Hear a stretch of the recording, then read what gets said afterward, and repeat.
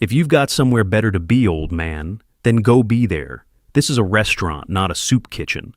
Brett Holloway said it loud enough for the whole room to hear. He stood over the corner table where Bernard Pruitt sat in his pressed army dress uniform, 2 cups of coffee in front of him. 1 cup was his. The other sat across the table, in front of an empty chair.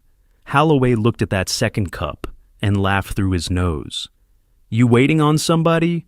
Or do you just like wasting my coffee?" Bernard didn't raise his voice. He never did. "That seat's spoken for," he said. "Spoken for." Holloway reached down, wrapped his hand around the full cup, and poured it out, right into the gray bus tub at the end of the table, where everybody could see. "We don't serve ghosts here. Pay for what you drank and get out. You're making the paying customers nervous." A fork stopped scraping a plate somewhere near the window. Nobody said a word. The whole diner went so quiet, you could hear the coffee machine hissing behind the counter. Bernard looked at the empty chair for a long moment. Then he stood up, slow, the way a man stands when his knees have carried him through 73 winters. He set his worn garrison cap on his head, laid $3 bills next to his plate, and walked out into the snow, with his back straight as a flagpole. What Brett Holloway didn't know was who that quiet old man had carried out of hell half a century ago.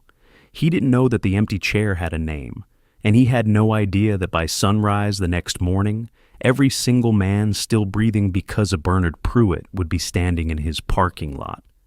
Before we go any further, tell me in the comments where you're watching from today. Please leave a like, subscribe to the channel, and let's dive back into the story. To understand why a 73-year-old man orders 2 coffees and sets one in front of an empty chair, you have to go back to the start of that same morning before the snow turned mean. The alarm went off at 5:45, the way it had for 30 years, even though Bernard hadn't worked a real shift since he retired from the school district. The house was cold.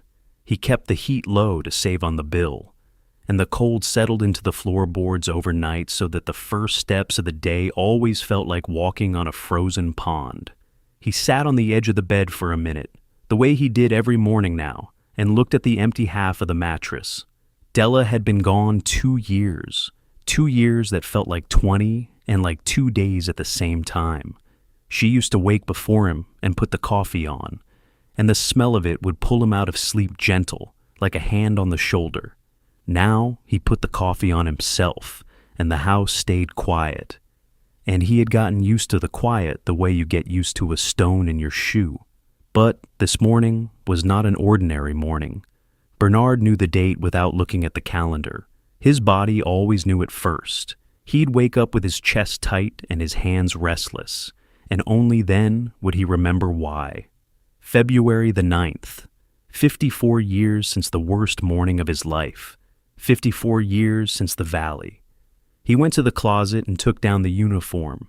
It hung in a garment bag he zipped shut every year and didn't open until this day came back around. The dress greens were old now, the fabric gone soft, the gold of the buttons dulled to a color closer to honey. It didn't fit the way it used to. The shoulders were too wide for him now, and the jacket hung loose where there used to be muscle. Time takes the body slow, a little at a time, so you almost don't notice until you put on something that remembers who you used to be.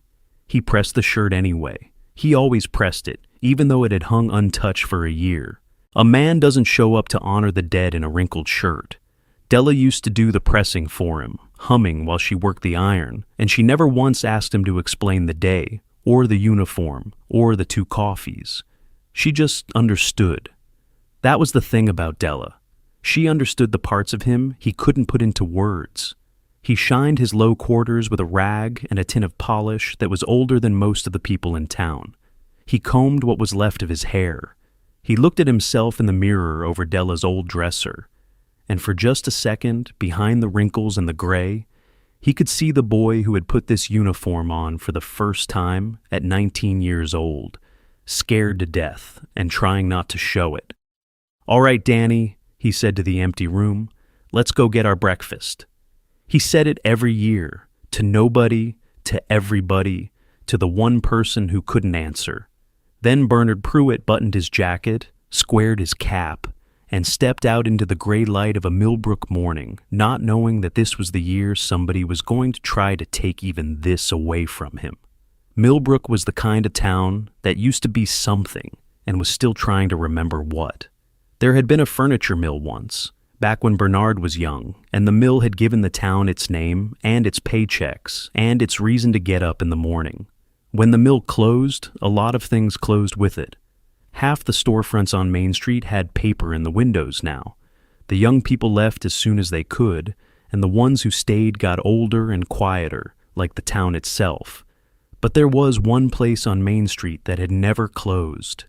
Delaney's Diner had been on the corner of Main and 4th since 1961, with the same red stools at the counter, the same chrome trim gone soft with age, the same smell of bacon grease and burnt coffee that hit you the second the door opened.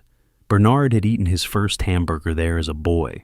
He had taken Della there on their second date because he couldn't afford anywhere better, and she had told him years later that the cheap date was the moment she knew. He had come back from the war and sat at that counter and let the ordinary noise of forks and gossip and the cook calling out orders stitch some small part of him back together. And every February the 9th, for 54 years, Bernard Pruitt had walked through the door, sat at the same corner table, and ordered 2 cups of coffee. He walked there now. He could have driven, but he always walked on this day, the cold biting at his face the way the cold had bitten that morning in the valley, because it felt wrong to be comfortable when Danny couldn't be. The snow had started overnight and kept on, soft and steady, dusting the dead grass and the parked cars and the shoulders of his old green jacket. The bell over the door jingled when he stepped inside. The warmth wrapped around him. And then he stopped, because something was wrong. The wall was bare. For as long as Bernard could remember, the long wall by the counter had been covered in photographs. Local boys in uniform. The high school football team from every year going back to the 50s. Old Mr. Delaney shaking hands with 3 different mayors, and right in the middle, in a simple black frame, a photo of a unit of young soldiers squinting into the sun, with a small brass plate underneath that read, "In honor of those who served." All of it was gone. The wall was painted a flat gray now, and there was a chalkboard hanging where the photographs used to be, with the day's specials written on it in looping cursive. A young man Bernard had never seen stood by the register, maybe 45, in a button-down shirt, with the sleeves rolled up just so, the kind of man who looked like he'd watched a video about how to run a business and believed every word of it. He had a name tag that said, Brett, Manager, and he was looking at Bernard the way you'd look at a stain on a shirt you just bought. "Help you?" Brett Halloway said. It wasn't really a question.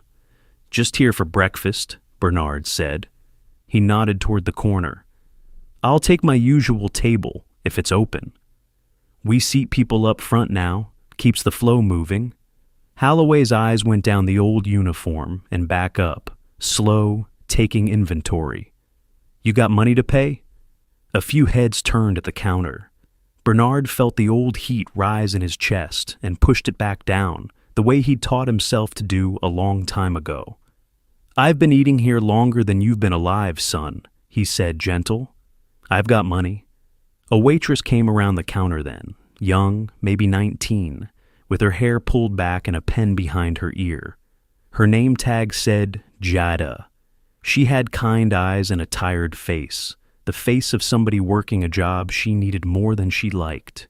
"It's okay, Mr. Pruitt, I got him," Jada said quickly, and there was something protective in the way she said it, the way you'd step between 2 people you could feel were about to collide.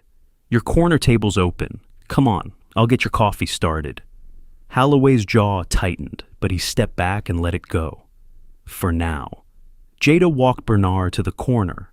She pulled out his chair before he could do it himself. "You want the usual?" she asked, soft. "2 coffees?" Bernard looked up at her, a little surprised. "You remember that?" "My granddad came here for years," she said. "I remember a lot of the old regulars. He used to talk about a man who ordered 2 coffees every winter, and never told anybody why. She set down a napkin and a fork. "That's you, isn't it?" "That's me," Bernard said.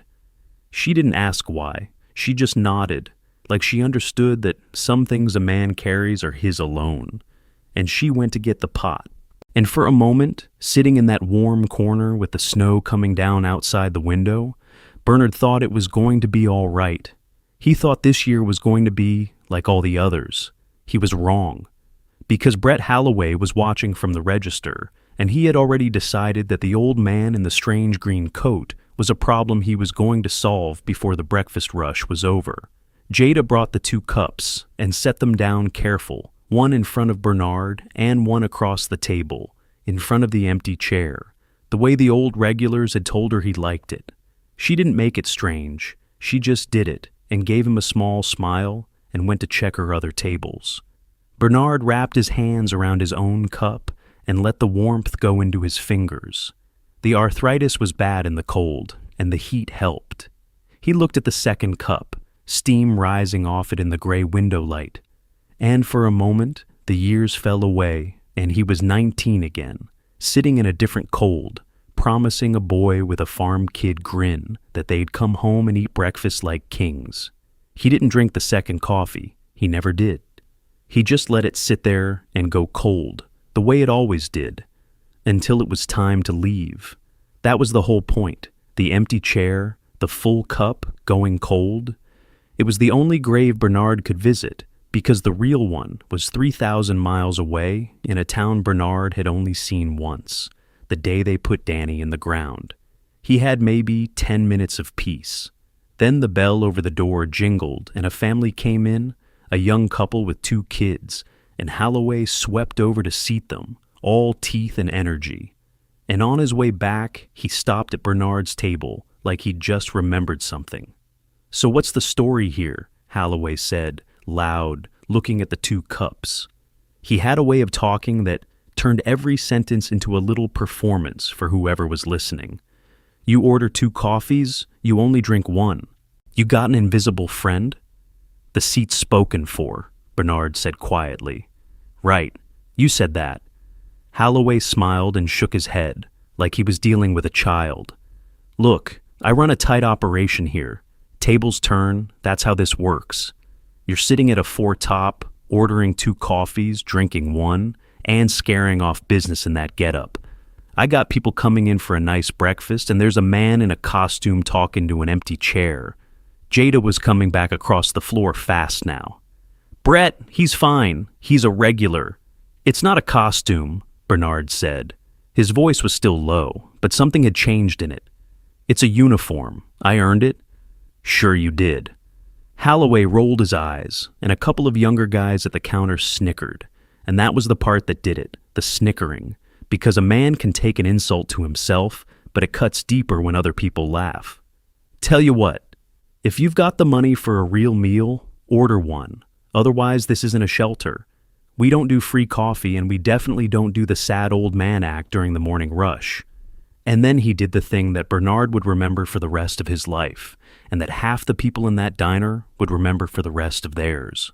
Brett Holloway reached across the table, picked up the second cup of coffee, the full one, the one in front of the empty chair, and he poured it out into the gray plastic bus tub at the end of the table. The coffee splashed and steamed. "We don't serve ghosts," he said. The whole diner went silent. Jada froze with the pot still in her hand. The young couple stared. An old woman at the counter put her hand over her mouth. Even the cook leaned out from the kitchen window to see what had gone so quiet. The old woman at the counter, who had been coming to Delaney's for 40 years, said, "Brett," in a voice that shook. "That's not right. That's just not right." But Holloway wasn't listening to her. He was already turning back toward the register, pleased with himself, the way a small man is pleased when he thinks he's won something. Bernard looked at the empty cup. Then he looked at the empty chair, and something in his face that had been holding steady for 54 years bent just a little, just for a second, before he straightened it back out. He did not yell. He did not curse. He had learned a long time ago that the men who needed to yell were the men who had nothing else. Instead, he reached into his jacket with a steady hand, took out his old leather billfold, and laid $3 bills on the table, smooth, one at a time. Then Bernard Pruitt stood up. He set his garrison cap on his head and squared it. He looked Brett Halloway in the eye, and for just a moment, Halloway's smirk flickered, because there was something in that old man's eyes he didn't have a name for, something that had looked at far worse things than him and not blinked. "Son," Bernard said, quiet enough that the whole silent room had to lean in to hear it, "I hope you live a long life, and I hope you never find out what that chair cost." Then he turned and walked out into the snow, his back straight, the bell jingling soft behind him. For a second, nobody moved. Then Jada set the coffee pot down on the nearest table, untied her apron, and turned on Halloway with her eyes full of tears and fire. "Do you have any idea what you just did?" "I run a business," Halloway started. But over by the window, a 16-year-old kid who'd been filming the whole thing on his phone for the last 2 minutes lowered it slow, his hands shaking a little, and looked down at the screen. He had all of it, every word, and his thumb was already moving toward the button that would send it out into the world. Bernard didn't go straight home. He walked. The snow had picked up, and the wind off Main Street found every gap in the old jacket, but he walked anyway, past the shuttered mill and the empty storefronts and the war memorial on the courthouse lawn, a hunk of gray granite with too many names on it for a town this small. He stopped there, the way he always did on this day, and he read the names even though he knew them by heart, and he found the one near the bottom of the second column. Daniel R. Calhoun. The snow was collecting in the car of letters. Bernard brushed it out with his bare thumb, gentle, the way you'd wipe something off a child's face. He stood there a while. He didn't pray exactly. He just talked, low, the way he'd talked to Danny in the dark 54 years ago, when they were both scared and pretending not to be. "Had a little trouble at Delaney's this morning," he said. "New fella running it. Didn't know any better." He almost smiled. "You'd have decked him, Danny. You always did have a short fuse for that kind of thing. I'd have been the one pulling you off him." The granite didn't answer. It never did. But it helped somehow to say the words out loud to the only one who'd understand them. Then Bernard walked the rest of the way home through the snow, and he let himself into the cold, quiet house, and he sat down at the kitchen table without taking off his coat. And for the first time in a long time, the old soldier put his face in his hands. It wasn't the insult. Bernard had swallowed insults his whole life, the kind of insults a black man his age had collected, like other people collect spare change, a lifetime of being looked at sideways, of being followed in stores, of being talked to slow, like he was simple. He had a callus over all of that, thick and old. It didn't reach him the way it used to. What reached him was the coffee.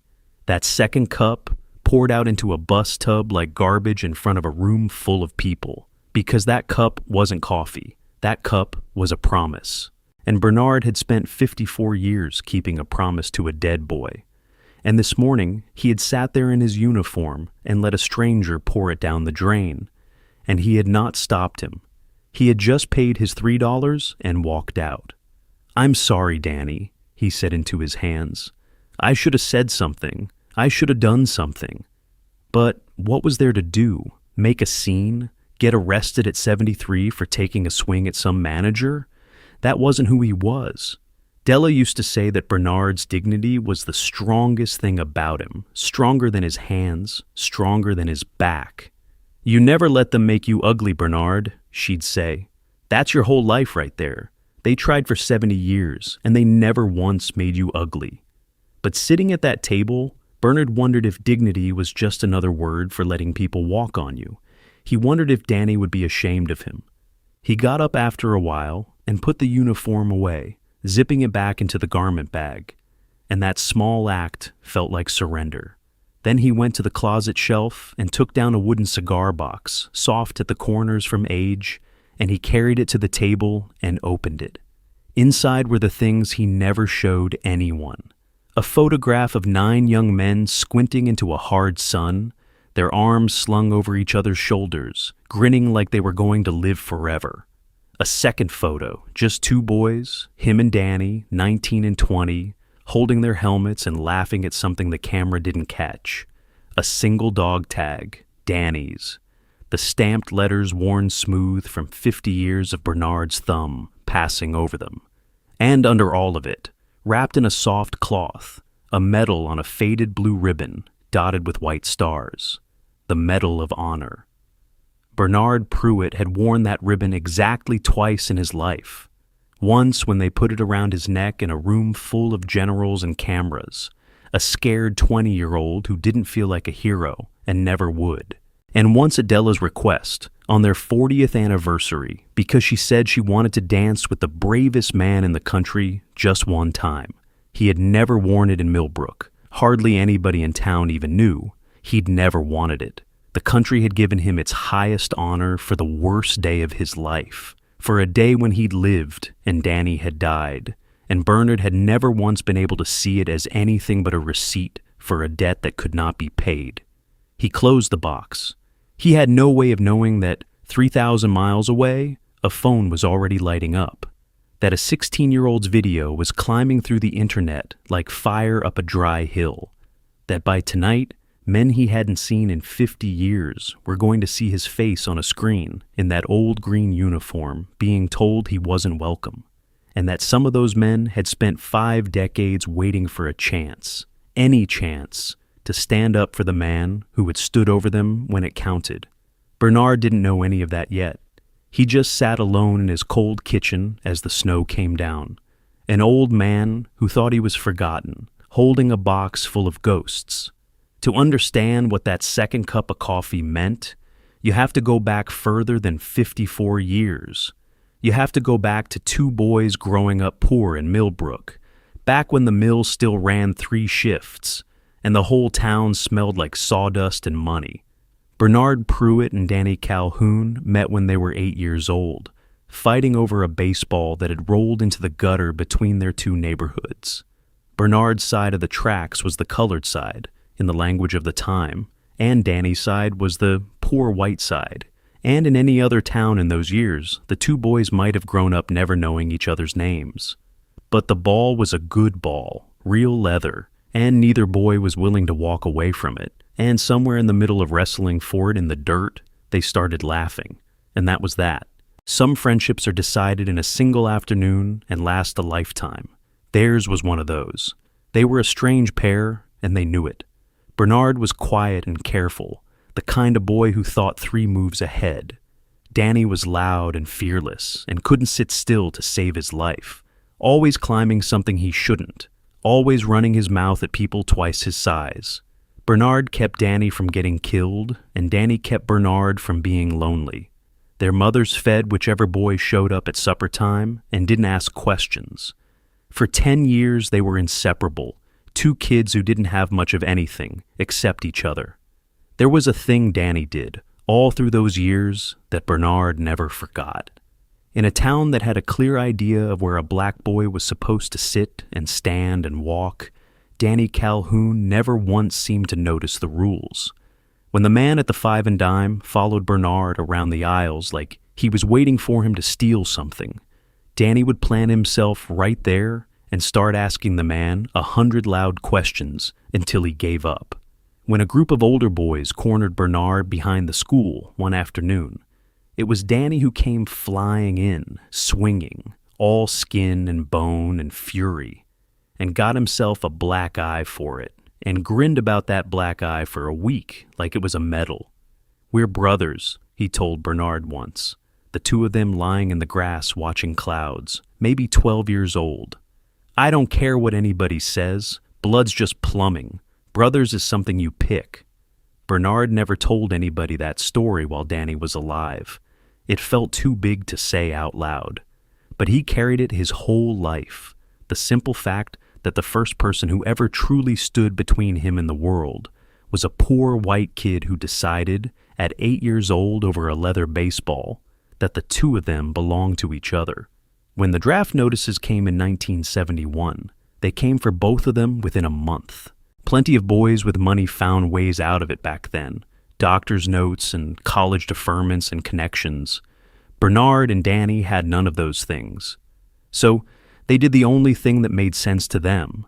They went down to the recruiting office together and signed up on the same day, so they'd at least be scared together instead of scared alone. The night before they shipped out, they sat at the counter at Delaney's, 19 and 20 years old, eating the cheapest thing on the menu because it was all they could afford. Old Mr. Delaney, who ran the place then, slid them each a slice of pie they hadn't ordered and waved off their money. "On the house," he said. "You boys come back and tell me about it." Danny, who could never let a quiet moment stay quiet, lifted his coffee cup and grinned at Bernard across the counter. "Here's the deal," he said. "We do our time, we keep our heads down, and the day we get home, we come right back here, this exact counter, and we order the biggest breakfast Delaney's got. Pancakes, eggs, bacon, the works. We eat like kings. Deal?" Bernard had laughed and clinked his cup against Danny's. "Deal! Say it back to me. Pancakes like kings." "Pancakes like kings," Bernard said. "Now eat your pie and quit being dramatic." They were boys. They thought the war was something that happened to other people. They thought a promise made over coffee was a small and easy thing, the kind you keep without trying.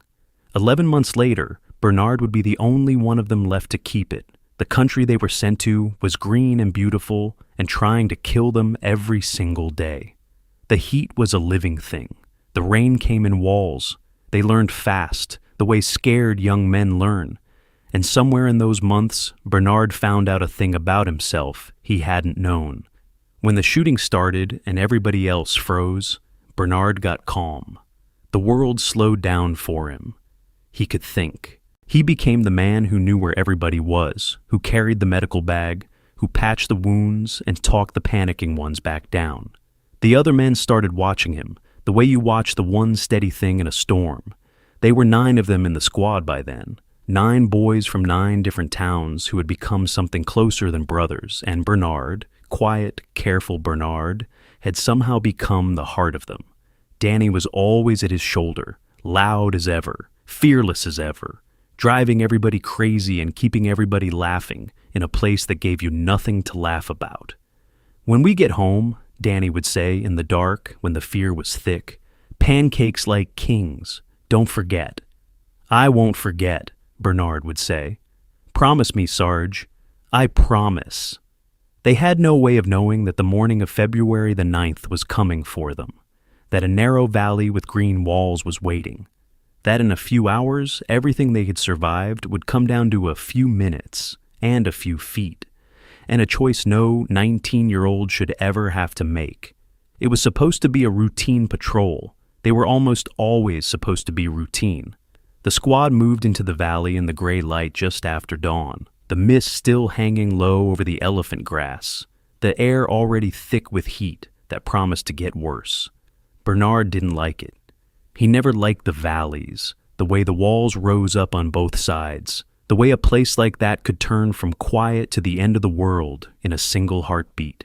He had said so, but orders were orders, and so they walked into it, 9 young men strung out along a trail, and Danny was 3 men up from Bernard, complaining about his boots. The first burst of gunfire came from the high ground on the left, and then the right, and then it was everywhere at once. An ambush in a valley is a special kind of nightmare. There is nowhere to go. The enemy is above you, and you are in the open, and the air fills with sounds that the human body is not built to understand, and the men around you start to fall. 2 of them went down in the first 10 seconds. The squad scattered for whatever cover they could find, a fold in the ground, a fallen log, and the radio man was screaming coordinates and the lieutenant was shouting, and then the lieutenant wasn't shouting anymore. And Bernard got calm. That was the thing nobody could ever explain about him, the thing the citation would later try to put into careful military language and fail. In the middle of the worst violence a person can imagine, with rounds kicking up dirt inches from his face, Bernard Pruitt's mind went quiet and clear, like the surface of a pond at first light. He could see the whole thing. He could see who was hit and who was pinned and where the fire was coming from. and he started to move. He went to the first man, a kid named Tommy Fisher from Ohio, who had taken a round through the thigh and was bleeding out fast in the open grass. Bernard crawled to him through the fire, got a tourniquet on him, and dragged him 40 feet to the cover of a low ridge, both of them flat to the ground the whole way. Then he went back out. He did it again. And again. The men would talk about it for the rest of their lives, the ones who lived. They would tell their children and their grandchildren about the medic who would not stay down. Every time the fire let up for half a second, that quiet man was up and moving, going back out into the open for the next one, dragging them in by the collar, by the harness, by whatever he could grab. He took a round across the back of his shoulder, somewhere in the middle of it, and didn't stop. He just kept going back. One man, then another, then another. Ray Okafor had been hit across the arm and pinned behind a fallen tree, too scared to move, certain that the next time he lifted his head, it would be the last. He was 19, and he had already decided he was going to die there. And then a hand closed on his collar, and a calm voice in his ear said, "Not today, Ray. Move when I move, stay low. I've got you." Bernard dragged him backward through the dirt, with rounds snapping over both their heads. And Ray Okafor lived to teach 40 years of high school history and put 3 kids through college, and he never once stood in front of a classroom without knowing whose hand it was that pulled him out of that grass. Walt Hendricks was the youngest of all of them, 17 years old, with a fake birth certificate, lying in the open with his leg torn up and screaming for his mother. Bernard reached him through a wall of fire that should have cut them both down, got a tourniquet high on the boy's thigh, threw him over his shoulder, and carried him out at a dead run while the world came apart around them. Walt Hendricks would build houses with his own 2 hands for the next 50 years. He would raise a family in one of them, and every house he ever framed stood on the same simple fact, that a quiet man had run into hell to carry a screaming boy back out. Frank Delgado, 18 years old, from a town in Texas, had a sucking chest wound and was drowning in his own blood when Bernard reached him. Bernard sealed it with a piece of plastic and the wrapper from a battle dressing and the heel of his hand, and he hauled Delgado 100 feet to cover, talking to him the whole way, telling him he was not going to die today, that his mother would not be getting that letter, not today. Frank Delgado would live to be 72 years old. He would have 3 children and 7 grandchildren. He would build a company worth more money than he ever dreamed of as a barefoot kid in Texas. And every single day of that long life would exist, because a quiet 19-year-old refused to leave him in the grass. Bernard pulled 6 men out of that valley. 6, one at a time, through fire that should have killed him a dozen times over. And then, through the smoke and the noise, he saw the 7th, up the trail, in the open, not moving. Danny. Bernard didn't think. There was no thinking left in him by then. Only the cold, clear thing that had taken over his body. He went out into the open one more time, low and fast, and the ground tore up around him, and he reached Danny and got a hand on his harness and started to pull. Danny was hit bad. Bernard could see it the second he got to him, and the calm part of his mind, the part that had patched up 6 men already that morning, told him the truth, even as the rest of him refused to hear it. But he pulled anyway. He dragged his best friend, the boy he'd wrestled in the dirt for a baseball when they were 8 years old, back across that killing ground inch by inch, talking the whole time. "I got you, Danny, I got you. You hear me? I'm not leaving you. We're going home." They made it to the cover of the ridge. Bernard got him down behind it, out of the fire at last, and he tore open Danny's shirt and saw what he already knew, and his steady hand started to shake for the first time all morning. "Hey," Danny said. His voice was wrong, thin and wet, but he was smiling, the same farm kid grin he'd had since he was a boy. "Hey, Sarge, look at you. You're a mess." "Shut up and let me work," Bernard said, pressing down on the wound, and his voice cracked right down the middle. "You're going to be fine. You hear me? You're going to be fine." "Liar," Danny said, gentle. "You were always a bad liar. Danny, It's okay. Danny reached up with a hand that didn't have much strength left in it and gripped Bernard's wrist. Listen to me. Listen. You gotta keep that promise. You hear me? You go home. You sit at that counter at Delaney's and you eat pancakes like a king. He swallowed and it cost him something. For both of us. You go for both of us, Sarge. Don't you dare let that seat stay empty. I'm not doing it without you, Bernard said. The tears were running down his face now, cutting tracks through the dirt and the blood. You hear me? I'm not. You're coming home. We're both going. But Danny just smiled at him, fading, peaceful, the fear all gone out of him now. Pancakes like kings, he whispered. Promise me. I promise, Bernard said. I promise, Danny. I swear to God, I promise. And Danny Calhoun, 20 years old, from the poor side of a dying mill town, closed his eyes and let go of his best friend's wrist, and he was gone. Bernard held him for a long time, long after the fire died down, long after the others were calling his name. He held the boy he'd grown up with, and he made a sound that none of the men who heard it ever forgot. And then he closed Danny's eyes with his own hand, and he stood up, and he carried his friend's body out of that valley on his own back, because he would not leave him in the grass. 8 men had gone down in that valley. Bernard Pruitt carried 6 of them out alive and would not leave the 7th behind even in death. The 7th was the one he could not save, and that was the one he would carry for the rest of his life, long after his back had healed, long after the medal, long after everything. They gave him the Medal of Honor for what he did that morning. He stood in a marble room a year later, 20 years old by the calendar, but 100 years old in his eyes, and let them put it around his neck, and he never once felt like he'd earned anything except a debt. 6 men lived because of him. 2 men never came home. And every February the 9th for the rest of his life, Bernard Pruitt would put on his uniform and go to a diner and order 2 cups of coffee, one for himself and one for a boy who never got his pancakes. 54 years later, a stranger would pour that 2nd cup down a drain and call it serving ghosts. But here is the thing Brett Holloway didn't understand. Those 6 men Bernard pulled out of the grass, they went on to live whole lives. They had families. They had children who had children. And not one of them, not a single one, had ever forgotten the name of the man they owed those lives to.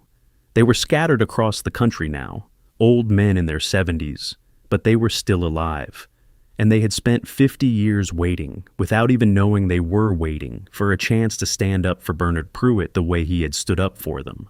That chance was about to arrive, and it was going to come through a 16-year-old's cell phone. The video went up that afternoon. The kid who'd filmed it, a quiet sophomore named Marcus Webb, who mostly kept to himself, sat in his bedroom after school and watched it 3 times, and each time it made him angrier. He didn't have a lot of followers, a few hundred, mostly kids from school, but he typed out a caption with his thumbs, his jaw tight, and he hit post. This man is a veteran. He came in for breakfast in his uniform, and the manager poured out his coffee and called him a ghost and kicked him out. Millbrook, this is Delaney's diner. We don't do this here. We don't do this to our elders. He figured maybe a few people from school would see it. Within an hour, it had been shared 4,000 times. There is no telling why one video catches and 10,000 others don't. But this one had something. Maybe it was the old man's dignity, the way he didn't yell, the way he just laid down his $3 and put on his cap and walked out with his back straight. Maybe it was the uniform. Maybe it was the empty chair, which everyone who watched understood meant something even though the video never explained it. People watched it and felt something move in their chest, and they sent it to someone else, and that person felt it too. By that same evening, it had been seen 2 million times, and it was still climbing, and the comments were a river of fury and grief. Veterans posted their own service photos. People wrote about their fathers and grandfathers, and over, the same question. Who is this man? Does anybody know this man? It tore through the veterans' world fastest of all. Old soldiers have a way of finding each other, And a network that took shape in mud and blood half a century ago does not forget how to move when one of its own is wronged. The video jumped from page to page, from one old unit's group to the next, with the same words attached each time. Find out who he is. Somebody knows this man. Somebody served with him. And on a quiet street far from Millbrook, in a city built on a fortune that should never have existed, that question finally landed on the one screen where the answer had been waiting for 54 years. 3,000 miles away, in a glass office on the top floor of a building with his own name on it, a 72-year-old man named Frank Delgado was working late at his desk when his assistant put a tablet down in front of him without a word. Frank had built a hospitality company from nothing over 40 years. Restaurants, hotels, a few hundred locations across a dozen states. He was a hard man to surprise and a harder man to move, and the people who worked for him had learned to read his moods by the set of his jaw. He watched the video once. The coffee at his elbow went cold. He didn't move for a long moment. He had not seen that face in 50 years, not in person, but he would have known it anywhere because it was the last thing he had seen clearly before he passed out in a valley with a hole in his chest. The face of the man leaning over him saying, "You are not going to die today. Not today." The face had aged. The hair had gone white, but the eyes were the same. The eyes that had looked down at an 18-year-old kid drowning in his own blood and refused to let him go. "Sarge," Frank Delgado whispered. His assistant had never seen him cry. She watched it happen now, watched the toughest man she'd ever worked for put a hand over his mouth and sit there with his eyes shining, staring at a screen. Then Frank Delgado stood up so fast his chair rolled back and hit the window. His voice, when it came, was not the voice of a grieving old man. It was the voice of a man who had just been handed something he'd been waiting 50 years for, a debt finally come due. "Get me a phone," he said. "Get me every number we've still got from the unit. Tommy Fisher, Ray Okafor, the Hendricks brothers, all of them. The ones still breathing, I want them on a call within the hour." He was already reaching for his coat. "And find out who owns that diner. I want to know exactly who signs that manager's paycheck." His assistant grabbed a notepad.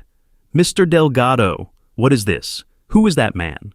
Frank Delgado stopped at the door and looked back at the screen one more time, at the old soldier laying his $3 on the table, and his voice went quiet and rough.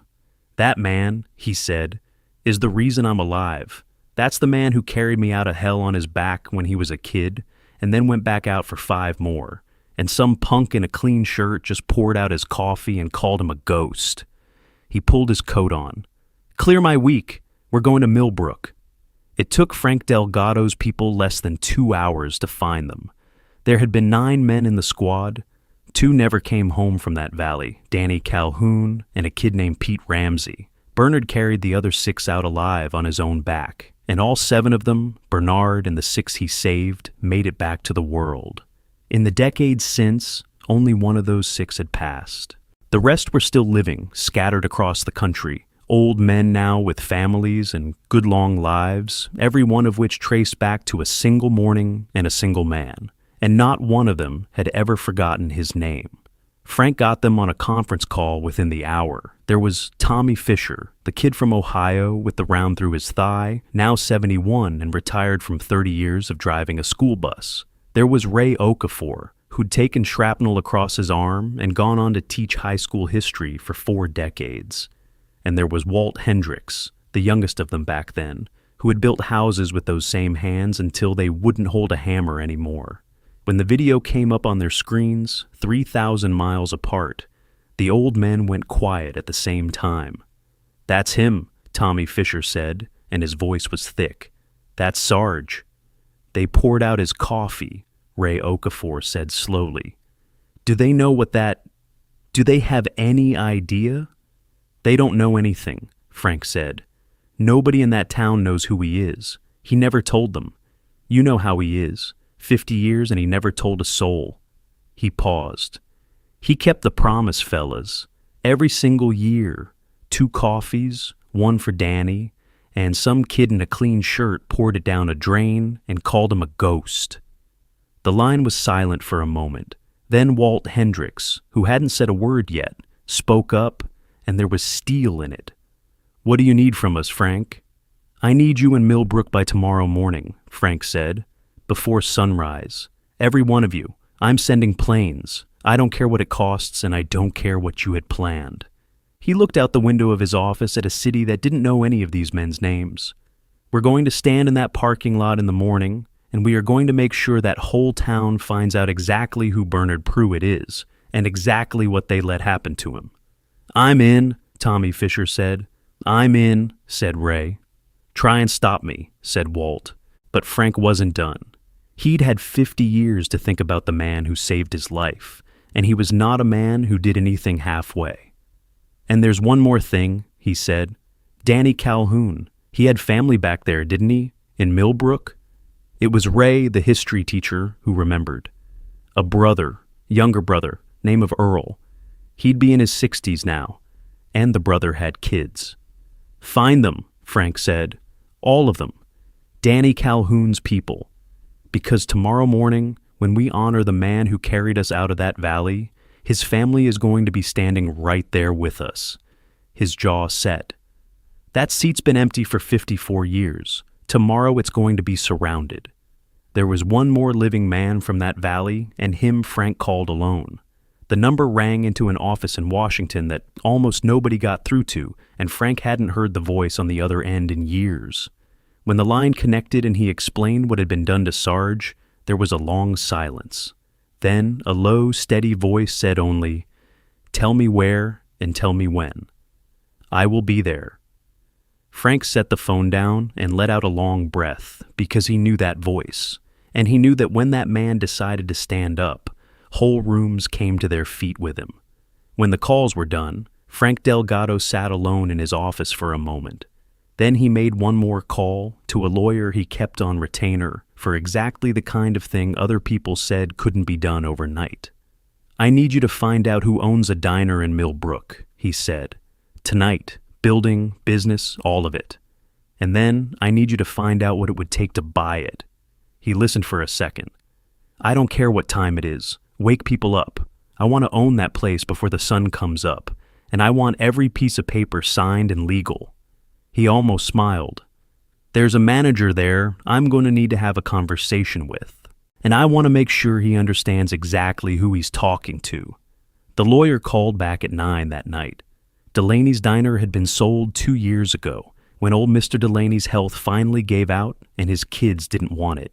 It had been bought by a regional outfit called Crestwood Restaurant Group, the kind of company that buys up small-town landmarks, strips out everything that made them worth saving, cuts the staff, raises the prices, and squeezes them dry.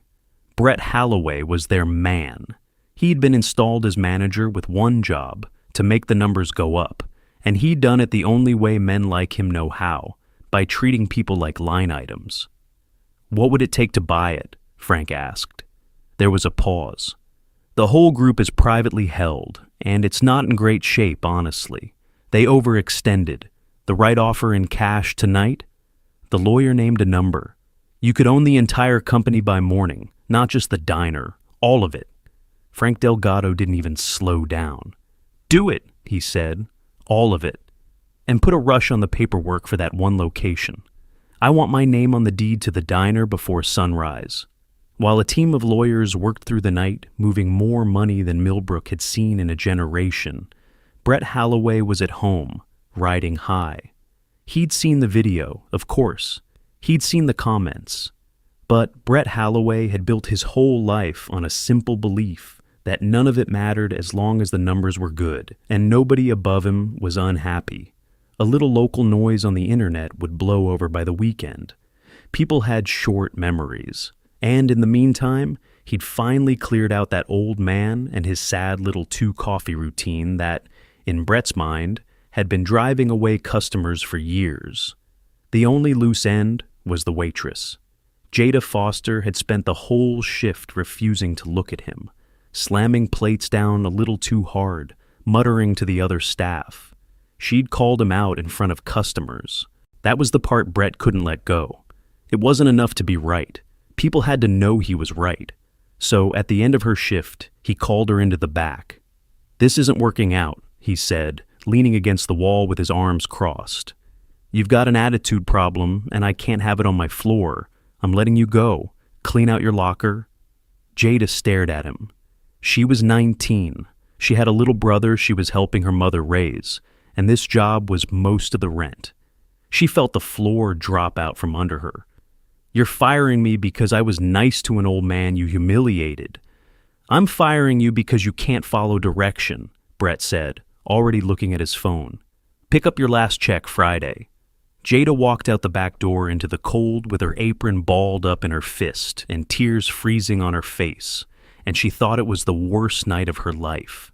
She sat in her old car in the empty lot for a long time, too upset to drive, and she watched the snow come down on the dark windows of a diner that had just taken everything from a man who deserved better and then taken her job for caring about it. Her phone buzzed, a number she didn't recognize. "Ms. Foster," the text read. "My name is Frank Delgado. You stood up for a friend of mine today when nobody else would. I won't forget it, and I'm going to make sure it was worth it. Be at Delaney's tomorrow at sunrise. Bring your apron. You're going to want to see this. FD." Jada read it 3 times. She had no idea who Frank Delgado was, but there was something about it, the certainty of it, that made her wipe her face and sit up a little straighter. She didn't know what was coming. Almost nobody did. Bernard didn't sleep that night. He sat up in the dark in his cold kitchen for most of it, the cigar box open in front of him, the medal on its faded ribbon lying on the table where he could see it. He had spent the whole day turning the morning over in his mind, the poured-out coffee, the laughter, his own silence, and he had come to a hard conclusion. He was going to put the uniform away for good. It hurt to even think it. The uniform and the 2 coffees were the last thread connecting him to Danny, to the boy he'd promised, to the version of himself that had been brave once. But what was the point anymore? Della was gone. The men he'd served with were scattered or dead. The town had forgotten. Even the diner had changed hands and turned mean. Bernard was 73 years old, and he was tired in a way that sleep didn't fix, and he had sat in his uniform that morning and let a stranger spit on Danny's memory and done nothing. "Maybe it's time I let you rest, Danny," he said quietly to the dark. "Maybe I've been hanging on too long." It felt like a betrayal, even as he said it, but he was too tired to feel anything else. He picked up the photograph of the 2 boys, him and Danny, 19 and 20, laughing at something nobody would ever remember. He ran his thumb over Danny's face the way he'd brushed the snow out of the carved letters that morning. "You'd be disappointed in me," he said, sitting here feeling sorry for myself. "You never felt sorry for yourself a day in your life, even at the end, especially at the end." His voice went rough. "I'm just so tired, Danny. I've been carrying you up that trail every single day for 54 years, and my back finally give out. I don't know how to set you down, and I don't know how to keep holding on." He set the photo back in the box, gentle, like he was tucking in a child. "Maybe I just say goodbye in the morning, quiet. Nobody has to know. Same way I've been doing everything else." Outside, the snow had finally stopped, and the whole town lay still and white and silent under a hard, clear sky full of stars, the kind of night that makes a man feel very small and very alone. Bernard turned off the kitchen light and sat in the dark because the dark felt right, and he closed his eyes, and for the first time in years, he let himself believe that maybe he really had been forgotten, that maybe a man could give everything he had and simply disappear, unseen, unthanked, a ghost long before he was dead. It was almost midnight when the knock came. Bernard sat up, startled. Nobody came to his door, not at this hour, not ever. He thought about not answering, but the knock came again, soft, patient, and something in him made him get up and shuffle to the door and pull it open against the cold. There was an old man standing on his porch in the falling snow, well-dressed, in a heavy wool coat, with white hair and a face lined by 70-some years of living. For a second, Bernard didn't know him. And then the old man's face crumpled, and he said one word in a voice that shook. "Sarge." Bernard's breath caught. He knew that voice. He had heard it 1,000 times in his dreams, screaming, and then going quiet under his hands. He looked harder, past the white hair and the wrinkles, and he saw the 18-year-old kid from Texas drowning in his own blood in the elephant grass. "Frank," he whispered. "Frank Delgado? You remember me?" Frank laughed, and it broke in the middle, and the tears were running down both their faces now. Two old men on a porch in the snow. "Of course you remember me. You always remembered everybody." He reached out and gripped Bernard's shoulders with both hands, the way you hold on to something you thought you'd lost. 50 years, Sarge. 50 years I've been wanting to find you, and I never had the nerve, because what do you say to the man who—" His voice gave out. He tried again. "You carried me out of that valley on your back. I have had 50 years of life because of you. 3 kids, 7 grandbabies, all of it. Every day of it is yours." Bernard couldn't speak. He just held on to the man he'd dragged through the grass half a century ago, and the two of them stood there and wept in the cold. After a while, Frank pulled back and wiped his face, and when he spoke again, there was something different in his voice, something steadier. "I saw the video, Sarge. The whole country saw it. What that man did to you, to Danny's coffee." His jaw tightened. "I need you to do something for me. I need you to put your uniform on in the morning, the dress greens, and I need you to be at Delaney's at sunrise. Frank, I'm not going back there." "Trust me," Frank said, and he gripped Bernard's hand and held his eyes. "You went back out into that fire 7 times for us. I'm asking you to walk through one door for me. Just one. Be there at sunrise, Sarge." A slow, fierce smile spread across his weathered face. "There's some people who've been waiting 50 years to say thank you, and it's about time this whole town learned your name." The sun came up over Millbrook on February the 10th into a sky scrubbed clean by the storm, the snow lying white and untouched over the whole tired little town. And on the corner of Main and 4th, something was happening that Millbrook would talk about for the rest of its days. They started arriving before first light. First it was the cars, filling the diner's small lot, and then both sides of Main Street for 3 blocks in every direction. More cars than the town had seen in one place since the mill shut down. Then it was the people. They came out of the cars in the gray pre-dawn cold, and they began, without anybody telling them to form up in rows in the parking lot, facing the diner, and to wait. There were the 4 old men of the squad, Frank Delgado and Tommy Fisher and Ray Okafor and Walt Hendricks, standing together at the front in their best coats. 4 men who had been carried or patched or saved by Bernard Pruitt's hands in a valley a lifetime ago. Behind them stood their children and their grandchildren, dozens of people who existed only because a quiet medic refused to stay down, all of them there to honor the reason their families had a tomorrow. There was an honor guard from the regional veterans post, summoned overnight by phone calls that traveled fast, once people understood who they'd be standing for, holding the colors in white gloves, their breath steaming in the cold. There was a man in his 60s named Earl Calhoun, Danny's younger brother, who had been 11 years old when the officers came to the door with the folded flag, standing now with his own grown children, weeping quietly before anything had even begun. Because after 54 years, somebody had finally called to tell him that his big brother had not been forgotten. And there was an old man in a 4-star general's dress uniform, ramrod straight despite his years, who had flown in overnight from Washington the moment he heard. His name was Harlan Briggs. He had been a scared private in that valley once, one of the 6 Bernard pulled out of the grass. And he had gone on to spend his whole life in the Army and rise as high as a man can rise. And he had spent every promotion and every star of that career knowing exactly who he owed it to. The whole town came too. Word had gone around the way word does in a small place. Jada Foster was there in her apron, confused and amazed, standing near the front. Marcus Webb, the boy who'd filmed it, was there with his parents.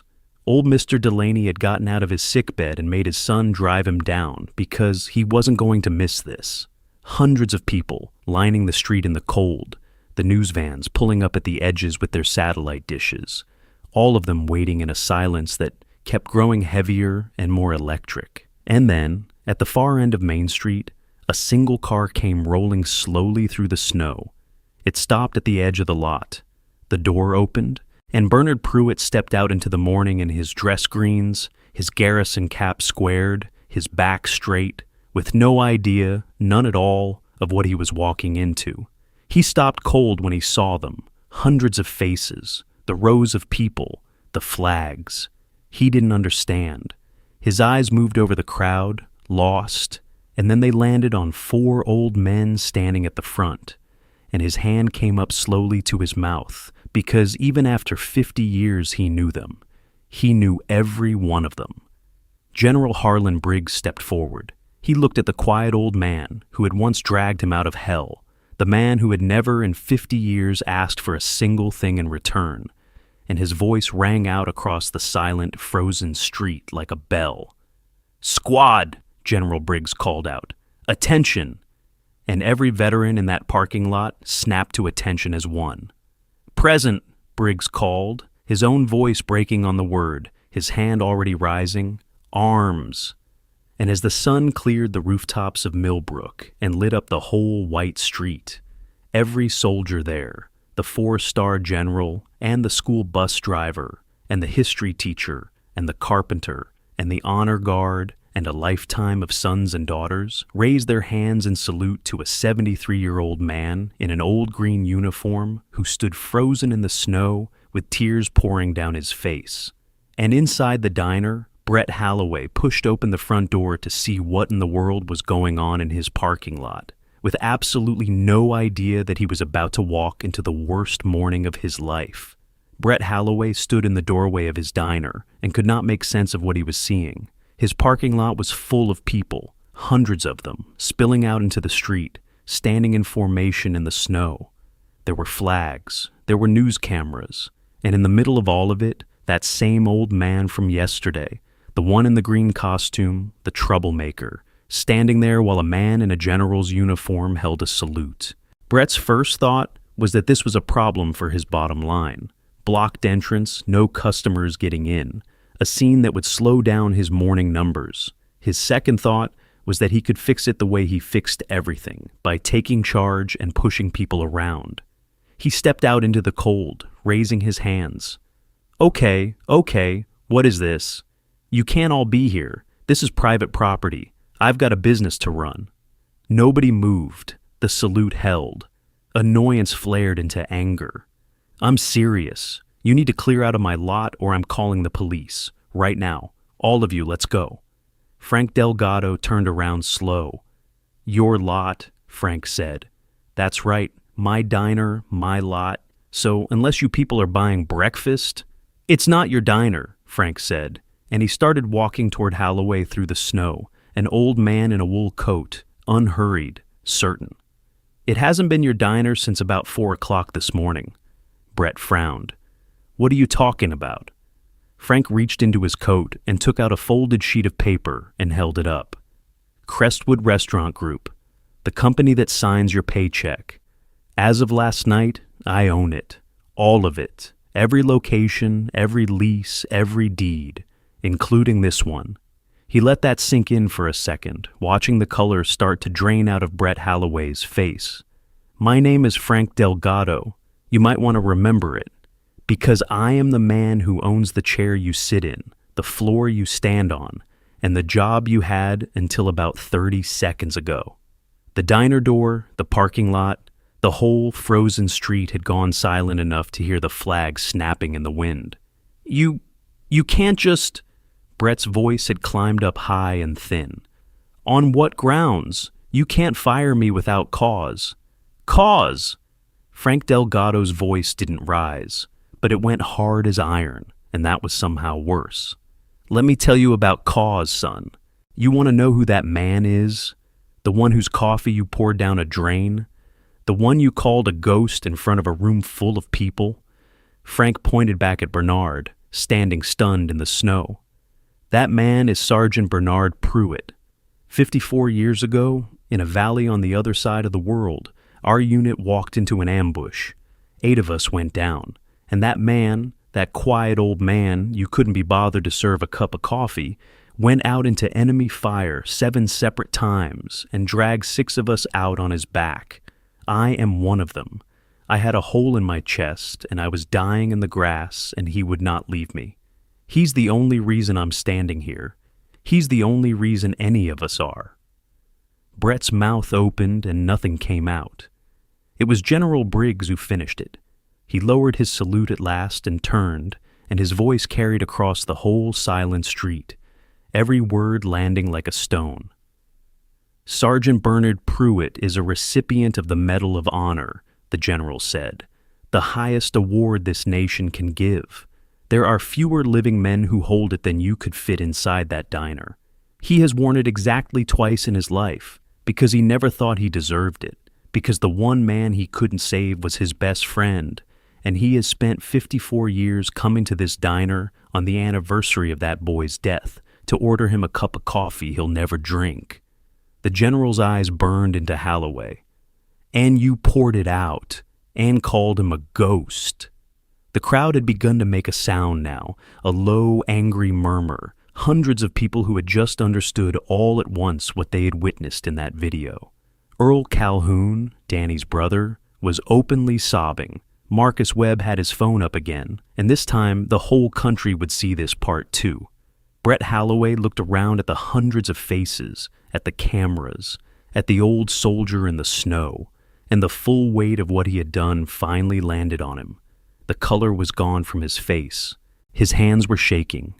I didn't know, he stammered. How was I supposed to know? He never said anything. That's the whole point, son. It was Bernard who spoke now, walking forward at last, his voice quiet but steady, and the crowd went silent to hear him. He came up close to the man who'd humiliated him, and he didn't look angry. He looked tired and sad, and somehow that reached Holloway in a way that shouting never could have. You're not supposed to need to know. You don't pour out a man's coffee because he might be important. You don't treat an old man with respect because he might turn out to be somebody. You do it because he's a man, because he's old, and he's alone, and he came in out of the cold. He shook his head slowly. I never needed you to know who I was. I just needed you to see a person sitting in front of you, and you couldn't even do that. Brett Holloway had no answer. There wasn't one. From the seat of honor by the window, old Mr. Delaney pushed himself up off his cane with his son's help, his hands shaking, his voice thin but carrying in the silence. I built this place with my own 2 hands in 1961, he said. 65 years. And the proudest thing on these walls was always those photographs, the boys who served. I sold this diner to your company because I got old and sick and I trusted them to keep it what it was. His old eyes found Holloway, and they were full of tears and shame. And you threw it all in a dumpster. You threw out a town's whole heart to make a wall look clean. Son, you didn't just disrespect this man. You spit on every name that ever hung there. He sat back down, spent, and the room was so quiet you could hear him breathing. Somewhere in the crowd, a woman started to clap, slow, and then another joined her, and then the whole street was doing it. Hundreds of people applauding an 82-year-old man in a diner, while Brett Holloway stood in the middle of it with nowhere to look and nothing to say. Get your coat, Frank Delgado said. You're done here. And Brett Holloway, who had walked into that morning believing the rules of the world would always protect men like him, walked out of the diner he no longer ran, past hundreds of silent staring faces, and was never seen in Millbrook again. When he was gone, something in the crowd let go, and a sound went up, not quite a cheer, something deeper than that, the sound a town makes when it watches a wrong get made right. But Frank Delgado wasn't finished, and neither was the morning. He turned and walked back to Bernard and put a hand on his old friend's shoulder. and then he raised his voice so the whole street could hear. "Now," he said, "we've got some business to take care of. Open the doors. All of you come in out of the cold, because we are going to do this right." They filled Delaney's diner past anything the fire code would have allowed and spilled out the door and pressed up against the windows from outside. And the first thing Frank Delgado did, with his own hands, was take down the chalkboard from the wall by the counter, the flat gray wall that Brett Holloway had stripped bare. "I'm told there used to be photographs here," Frank said. "Some of you remember them. The boys who served from this town, the teams, the history. I'm told the last manager threw them in a dumpster to make the place look modern." A murmur of anger went through the room. Old Mr. Delaney, sitting in the seat of honor his son had set up for him, nodded, his eyes wet. "We're putting them back, everyone we can find, and we're starting with this." He held up a photograph, blown up and freshly framed, that his people had pulled overnight from the military archives. It was the squad, 9 young men squinting into a hard sun on the other side of the world, their arms slung over each other's shoulders, grinning like they'd live forever. And in the middle of them, 2 boys, 19 and 20, holding their helmets and laughing. Bernard's breath left him when he saw it. "That's Danny," he said softly. "That's Danny and me." Frank hung it in the center of the wall, right where the old memorial photo used to be, and under it, a brass plate his people had made through the night that read, "Sergeant Bernard Pruitt, Medal of Honor, and the brothers he carried. PFC Daniel Calhoun, who never got his pancakes." Then Frank walked to the corner, to Bernard's table, the foretop by the window where an old man had sat alone for 54 years. And he pulled out the empty chair, the one across from where Bernard always sat, and he set a small brass marker on the table in front of it. "From this day on," Frank announced, "this is Danny's table. It doesn't get cleared, it doesn't get turned. Every single day this diner is open, there will be 2 cups of coffee on this table, one for any veteran who walks through that door and needs a warm place to sit, and one," his voice cracked, "that nobody drinks, for the ones who didn't come home, so that nobody, ever again, sits at this table alone." The whole room was weeping now. Earl Calhoun came forward and put his arms around Bernard, the brother of the boy who died and the man who carried him, 54 years late and right on time. And Jada Foster stood off to the side with her apron in her hands, crying too, until Frank caught her eye and waved her over. "Ms. Foster," he said, "you got fired last night for the crime of being kind to that man when nobody else was. That tells me exactly what kind of person you are, and exactly what kind of person I want running my floor." He smiled.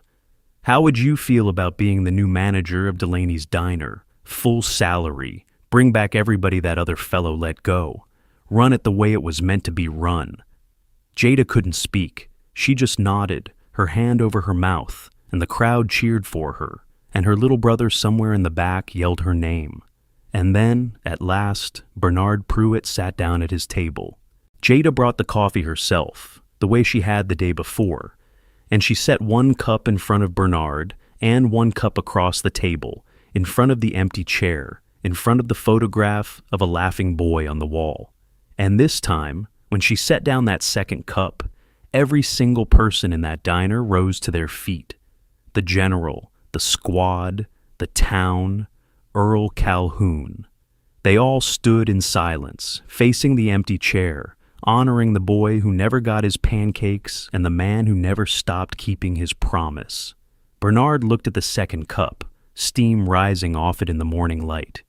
And then he looked up at the photograph, at Danny's grin. And for the first time in 54 years, he wasn't visiting that empty chair alone. "I kept the promise, Danny," he whispered, too quiet for anyone but him and the boy in the photo. "I kept it, and look who came."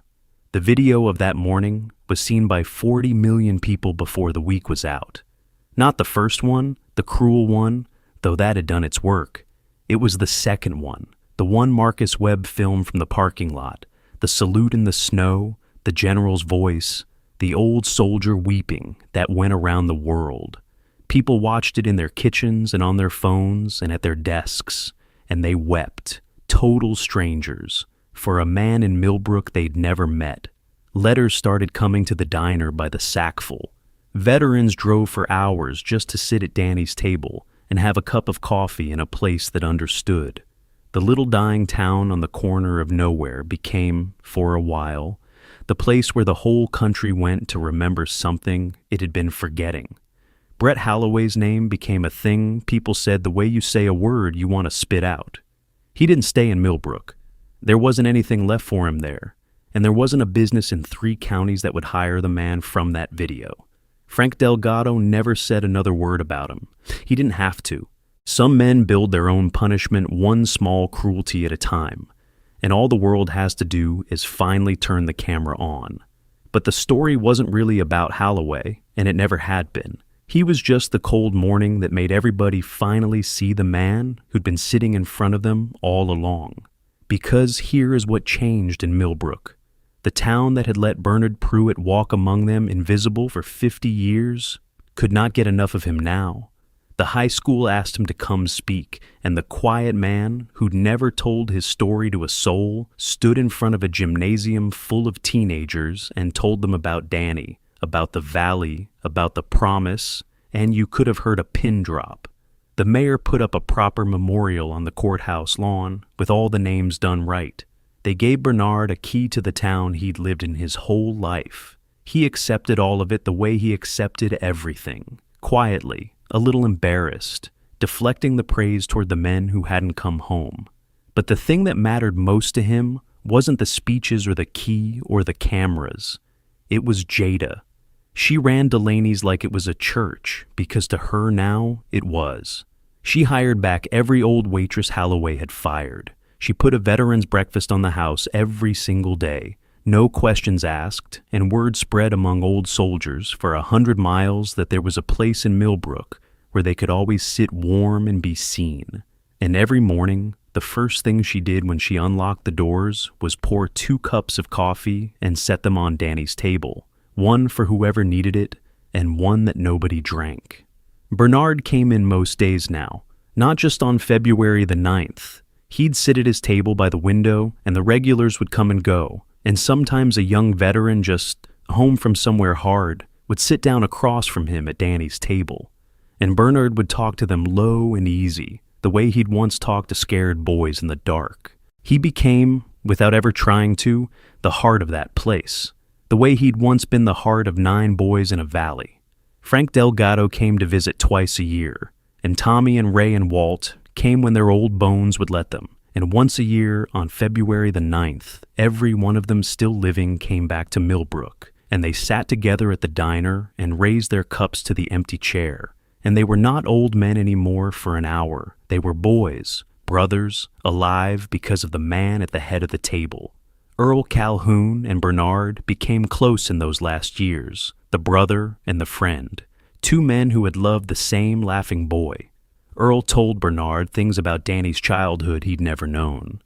And Bernard told Earl about the man Danny had become in those final months, brave and loud and unafraid. And between the 2 of them, they kept Danny Calhoun alive in a way that the granite on the courthouse lawn never could. The seat wasn't empty anymore. That was the thing. After 54 years, the seat was surrounded. Bernard Pruitt lived 7 more years. They were good years, the best he'd had since Della.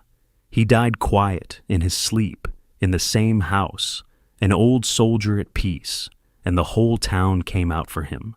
And they buried him with full honors, and the flag that had once been folded for a boy was now folded for the man who never forgot him. General Harlan Briggs flew in to speak. Frank Delgado, older now, his own hands shaking, stood at the grave and said only this: "He carried me out of the valley when I was a boy, and he carried something for all of us, every day of his life, that the rest of us were too small to carry. I'll see you up the road, Sarge. Save me a seat."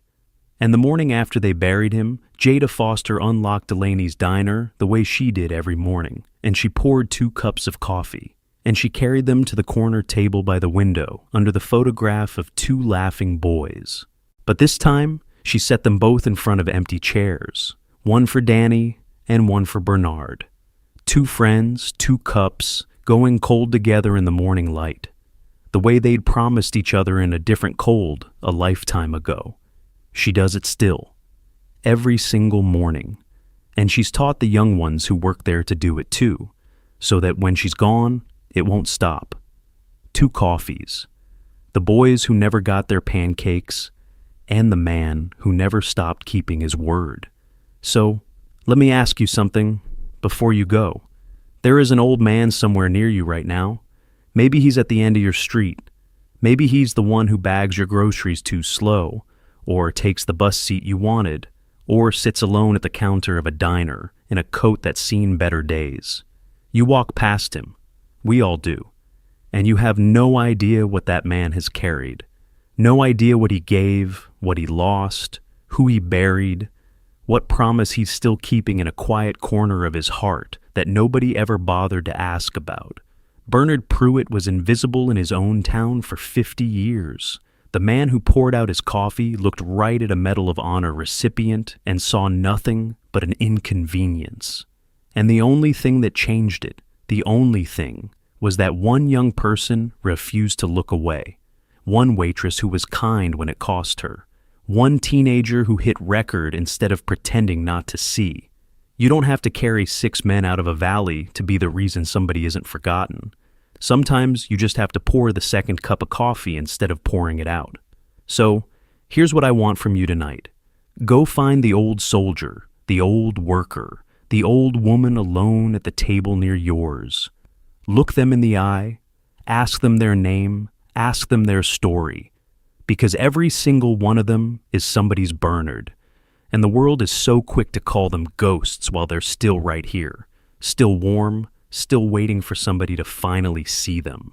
If this story moved you, if it made you think of someone, do me a favor. Tell me in the comments about an older person in your life who deserves to be seen. Hit that like button so more people find Bernard's story, and subscribe and turn on the bell so you never miss the next one. Because they were here, they mattered, and as long as we keep pouring that second cup, nobody is ever really a ghost. Stay kind, save someone a seat, and I'll see you in the next story.